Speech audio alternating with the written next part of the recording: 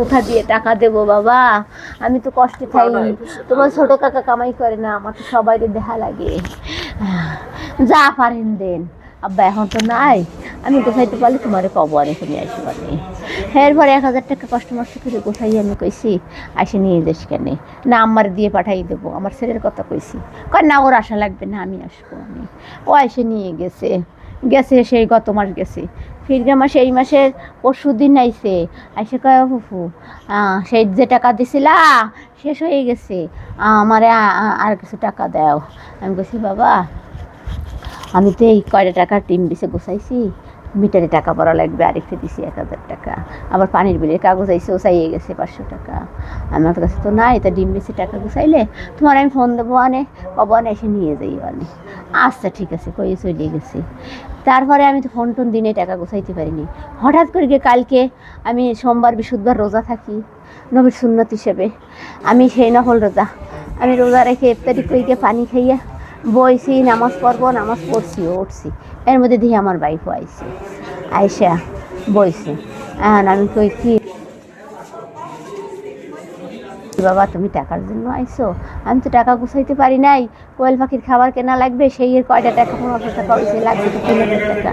তুমি যখন আইসো তোমার ফিরাবো না, এর তুমি 1,000 টাকা নিয়ে যাও, তুমি নিয়ে চলে যাও, এরপর আমি কোয়েল পাখির টাকা দেবো, এবারে গোছাবো আর না না না আমি টাকা নিতে আসি নাই, আমি টাকা নিতে আসি নাই, আমি এমনি আইসি। আমি কেউ আচ্ছা ঠিক আছে, তা তুমি কিছু খাবা, বিস্কুট টিস্কুট দেবো, চা খাবা? না আমি খাই না।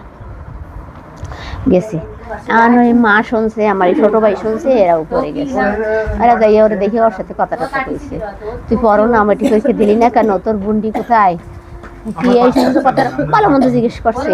করার পরে কইছে গেছে সে, পরে মা যেই চলে আইছে, আমার আরিফ ছোটো ভাই যেই চলে আইছে, আমারে ডাকে ইশারায় দাঁড়িয়ে গেছি। হ্যাঁ আমারে কয় আমি যদি আজকে একটু আপনার দ্বারে থাকি অসুবিধা আছে? আমি কেন, তুমি আমার কাছে থাকবা কেন, তুমি কি আম্মুর সাথে ঝগড়াঝুটি করে আইসো, গ্যাঞ্জাম বাদাই আইসো?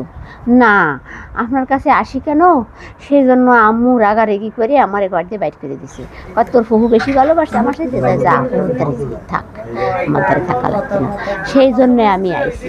আমি মনে কষ্ট লাগছে, হারে আমার বাইকও আইসে, তাই আইসে যখন আমি তো আব্বা তুমি ভাত খাইছি কি দিয়া, দুপুরে কয় কচু শাক দিয়ে খাইছি, কইল যে আরো ফুরগে উঠছে, বাজার ঘাট করতে পারেন না মনে হয়, সেই জন্য কচু শাক দিয়ে খাইছে।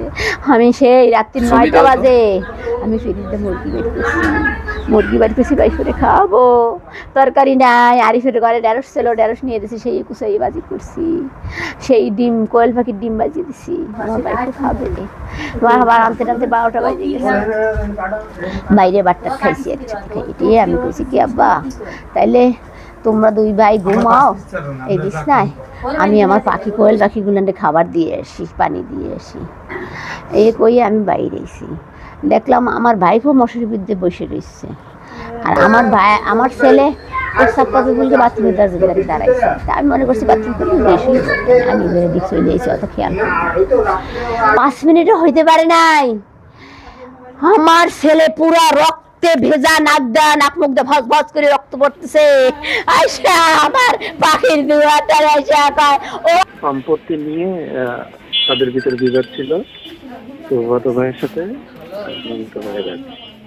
আরেকটা হচ্ছে যে সর্বশেষ অবস্থা এখন মামলা রুজু হয়নি, লাশ ময়না তদন্তের জন্য মর্গের আসায় গ্রেপ্তার আছে আসামি, হাসানাতে গ্রেপ্তার, আর ওই যে ছবি দিয়ে আঘাত করছে সেটাও উদ্ধার করা হয়েছে, আর যে আসামি সে নিজেও আহত হয়েছে, ও এখন হসপিটালে চিকিৎসাধীন আছে।